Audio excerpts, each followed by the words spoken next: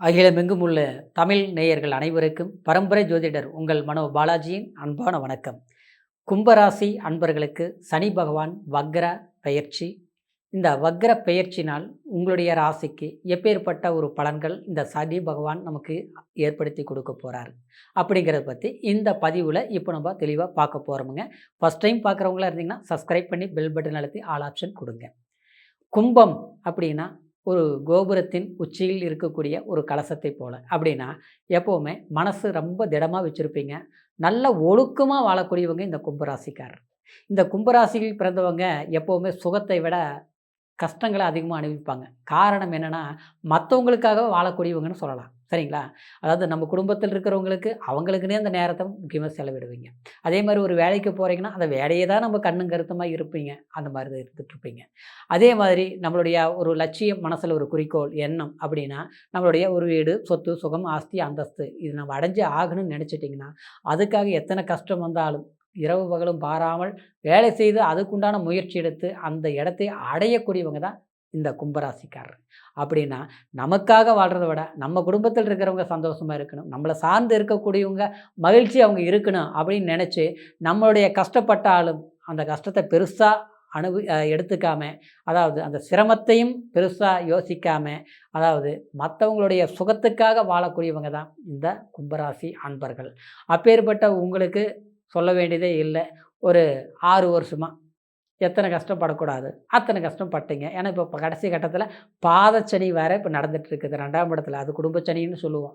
2ஆம் இடத்துல சனி இருந்தால் என்ன பண்ணுங்க, குடும்பத்தில் நிம்மதி போயிடும் ஆச்சுங்களா. ஆரோக்கியம் கெட்டு போயிருக்கும். அது மட்டும் கிடையாது, நம்ம நல்லதே சொன்னாலும் கெட்டதுன்னு தான் வந்திருக்கும்.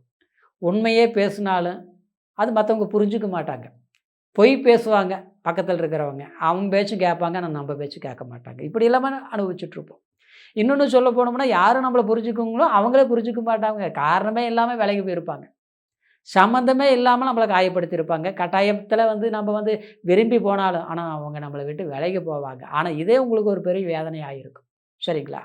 இன்னொன்று பார்த்தோம்னா, செலவுகளுங்கிறது தேவையான செலவு பண்ணால் சந்தோஷம். ஆனால் தேவையில்லாத செலவுகள் தான் தேடி தேடி வந்துட்டுருக்கும் ஆச்சுங்களா. இன்றைக்கி பார்த்தா ஒரு செலவு ஹாஸ்பிட்டலு, நாளைக்கு பார்த்தோம்னா வாங்காத கண்ணுக்கு வட்டி கட்டுற மாதிரியும், இன்னொன்று பார்த்தோம்னா சம்மந்தமில்லாத ஒரு பிரச்சனைக்கு நாம் செலவு பண்ணுற மாதிரி அடுத்தவங்களுக்கு உருவாகிருக்கும்.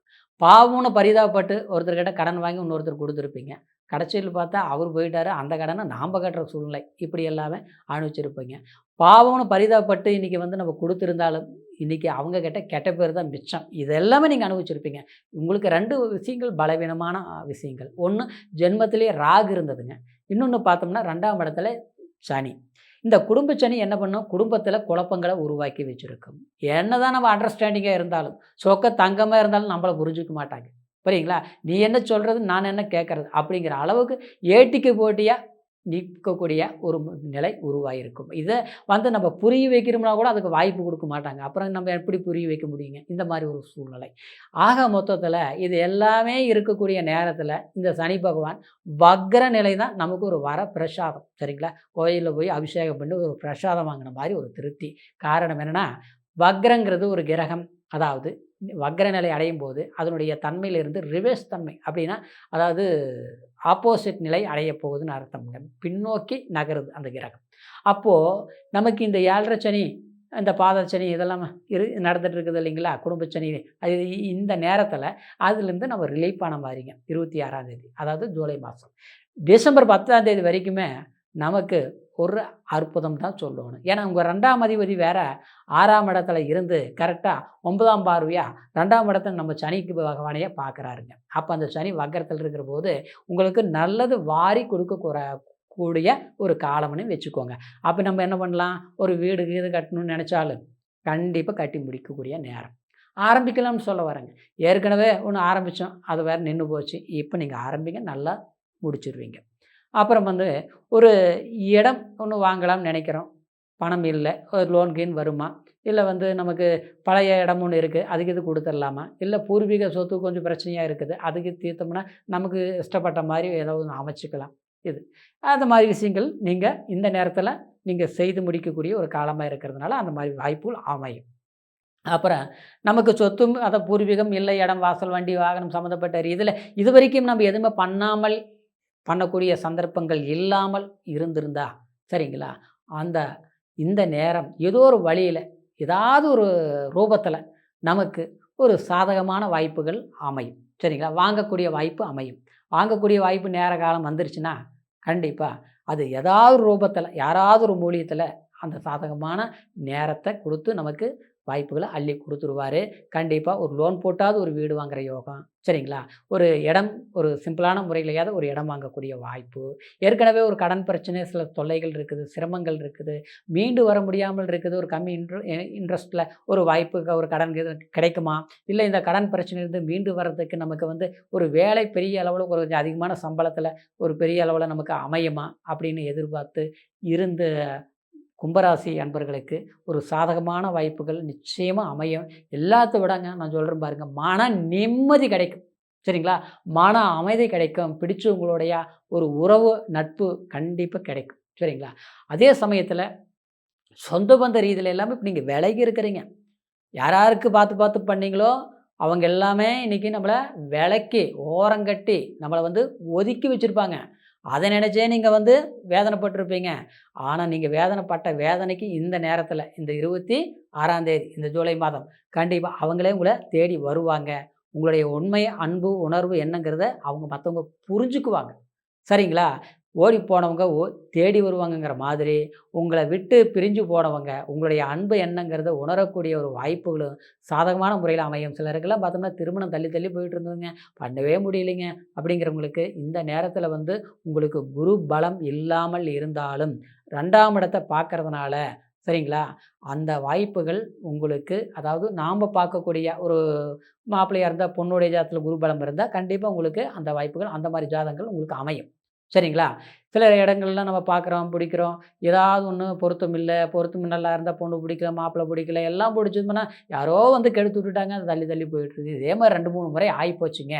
இனிமேலாவது அந்த வாய்ப்புகள் சரியாக அமையுமா அப்படின்னு எதிர்பார்க்கக்கூடிய கும்பராசி அன்பர்களுக்கு நிச்சயமாக வாழ்க்கையில், அதாவது ஒரு திருமணம் சார்ந்ததோ இல்லை ஒரு ஒரு குடும்ப வாழ்க்கையில் நம்ம எதிர்பார்க்குற ஒரு திருப்தி, ஒரு வேலை வாய்ப்பு, ஒரு குழந்தை பாக்கியம் இதெல்லாமே கைகூடி வரக்கூடிய ஒரு சந்தர்ப்பமாக. ஏன்னா உங்களுக்கு இந்த ஒரு 5-6 வருஷமாகவே கொஞ்சம் எல்லாமே நெருக்கடிகளாக போயிட்டு இருந்ததுங்க. இந்த வக்ரம் உங்களுக்கு ஒரு சாதகமான காலகட்டம். இது 26லிருந்து ஜூலை, அதாவது டிசம்பர் 10ஆம் தேதி வரைக்கும் ஒரு சாதகமான சந்தர்ப்பம். அப்போது இடம் மாற்றங்கள் பண்ணுறது, அதே மாதிரி ஒரு கமிட்மெண்ட் வைக்கிறது, அதே மாதிரி ஒரு பிஸ்னஸ் சம்மந்தப்பட்ட ரீதியில் ஒரு இன்வெஸ்ட்மெண்ட் பண்ணி நம்ம ஒன்று ஆரம்பிக்கிறது, வீடு கட்டுறது, இடம் வாங்கிறது சம்மந்தமான விஷயங்கள் பண்ணுங்கள். அதே மாதிரி கோர்ட்டு கச்சேரி, வில்லங்கம், பஞ்சாயத்து, நமக்கு நேருக்கு நேர் பகை பண்ணுவாங்க. சில வில்லங்கங்கள் உருவாக்கி நாம் இருக்கக்கூடிய இடத்துல நிம்மதியை கெடுத்து நம்ம இடம் மாற்றங்கள் பண்ண வேண்டிய ஒரு அசிங்கப்பட வேண்டிய ஒரு சூழ்நிலைகள் உருவாக்கினாங்க பார்த்தீங்களா. அவங்கக்கிட்ட இருந்து நம்ம மீண்டு வரக்கூடிய ஒரு வாய்ப்புகள், அவங்களே நம்மளை விட்டு தள்ளி போக வேண்டிய வாய்ப்புகள் இதெல்லாமே நடக்க போகுதுங்க. ஆக மொத்தத்தில் ஒரு நல்ல விஷயங்கள் நடக்குது. அப்போது இந்த நேரம் சரியாக பயன்படுத்துங்க. இந்த நேரத்தில் நீங்கள் என்ன பண்ணணும் அப்படின்னா, இந்த ஜூலை மாதம் அந்த கடைசி கட்டத்தில் சரிங்களா, அந்த 30க்குள்ளே அந்த ஒரு 3-4 நாளில் உங்களுடைய வீட்டுக்கு பக்கத்தில் இருக்கக்கூடிய, அதாவது சனீஸ்வரர் கோயிலுக்கு போயிட்டு வாங்க. அப்படி இல்லாத பட்சத்துக்கு நவக்கிரக கோயிலுக்கு போய், அதாவது 9 சுற்றி 9 விளக்குகள் போட்டு நீங்கள் சனி பகவானை பிரார்த்தனை பண்ணிட்டு வாங்க. நிச்சயமாக உங்களுக்கு சுகமான சுபஸ்தம் கிடைச்சே தீரும். இன்னொரு விதத்தில் பார்த்தோம்னா, எந்த சூழ்நிலையிலையும் இந்த 4.5 மாதமும் கண்டிப்பாக கூட்டு சம்மந்தப்பட்ட ரீதியில் தொழில்கள் செய்கிறதும், கூட்டாளிகளை நம்பி பயணங்கள் போகிறதும், அவங்க ஃபோன் பண்ணி சொன்னாங்க நான் இங்கே போகிறேன் அப்படின்னு சொல்லிவிட்டு அவங்கள நம்பி போகிறதும் வேண்டாம். உங்களுடைய சொந்த முயற்சியில் நீங்கள் முடிவெடுங்க. உங்களுடைய முயற்சிகள் சக்ஸஸ் கொடுக்கும் சரிங்களா. அடுத்தது வீடு மாற்றங்கள் பண்ணுறதுல அருமையான டைம் சரிங்களா. ஒரு வாடகை வீட்டில் இருக்கிறோம்னு வச்சுங்களேன், நம்ம ஒரு வேலைக்காக இட மாற்றங்கள், சரியான வீடு அமையலை அப்படிங்கிறதெல்லாம் இந்த நேரத்தில் அமையும். ஒரு வீடு நம்ம விற்கலாம்னு நினைக்கிறோம், இந்த இடத்த கொஞ்சம் நமக்கு சரியில்லை, இது விற்றுட்டு இன்னொரு இடத்துக்கு நம்ம போகலாம் அப்படிங்கிற போது ஒரு நல்ல ரேட்டுக்கு இந்த நேரத்தில் நீங்கள் அதை அமைச்சிக்க முடியும். இந்த ஒரு வருவாயும் உங்களுக்கு சரியான முறையில் ஏற்பாடு ஆகக்கூடிய ஒரு வாய்ப்புகள் கிடைக்கும் சரிங்களா. இப்போ சொன்ன பலன்கள் கோச்சார அடிப்படையில் நான் சொல்லியிருக்கிறேன். கோச்சாரங்கிறது ராசியை வச்சு சொல்லியிருக்கிறேன் சரிங்களா. இந்த ராசியை வச்சு சொன்னதுனால, அதாவது உங்களுடைய லக்னத்துக்கு இந்த சனி பகவான் எந்த மாதிரி இருக்குது அதை பொறுத்து தாங்க இந்த 7.5 சனியே உங்களுக்கு வேலை செய்யும். சனினா பயந்துக்க வேண்டிய அவசியமே கிடையாதுங்க. சனி பகவான் உண்மையிலேயே அவர் தான் நம்ம கர்மக்காரகன். அப்படின்னா இந்த பிறவியில் நம்ம என்னென்ன பலன்களை அனுபவிக்கணும் அப்படின்னு முடிவு பண்ணுறது அவர் தாங்க. நம்ம ஜாதகத்தில் தெரியும் இந்த சனி பகவான் எந்த இடத்துல லக்னத்தில் இருந்தால் ஜென்மம், சரிங்களா? 2ஆம் இடத்துல இருந்தால் குடும்பத்துக்காகவே நம்ம வாழணும். 3ஆம் இடத்துல இருந்தால் பின் சகோதரி பயணங்களாலேயே வாழணும். 4ஆம் இடத்துல இருந்தால் நம்மளுடைய வீடு, வண்டி, வாகனம் அது சம்மந்தப்பட்ட ரீதியில் ரொம்ப கஷ்டப்பட்டு நம்ம ஒன்று சாதிக்கிற மாதிரி இருக்கும். 5ஆம் இடம் இப்படி ஒவ்வொரு பலம் இருக்குது. அப்போ நம்மளுடைய ஜாதகத்தில் இந்த சனி பகவான் எந்த நிலையில் இருக்கிறாரோ அதை பொறுத்து தான் நம்ம பலன்கள் முழுமையாக தெரிஞ்சுக்க முடியும், சரிங்களா? அதனால் உங்களுடைய ஜாதகத்தை இது வரைக்கும் பார்க்காமல் இருந்து இப்போ நம்மக்கிட்ட பார்க்கணும்னு நீங்கள் விரும்புனீங்கன்னா கீழே இருக்கிற நம்பருக்கு ஃபோன் பண்ணி பிறந்த தேதி, பிறந்த நேரம், பிறந்த ஊர் இது 3 மட்டும் சொல்லுங்கள். அனைத்து பலன்களையும் ஆன்லைன் மூலியமாக கூட கண்டிப்பாக திருப்தியை கேட்டு தெரிஞ்சுக்கலாம், சரிங்களா? மீண்டும் அடுத்த பதிவில் உங்களை சந்திக்கும் வரைக்கும் நன்றி, வணக்கம்.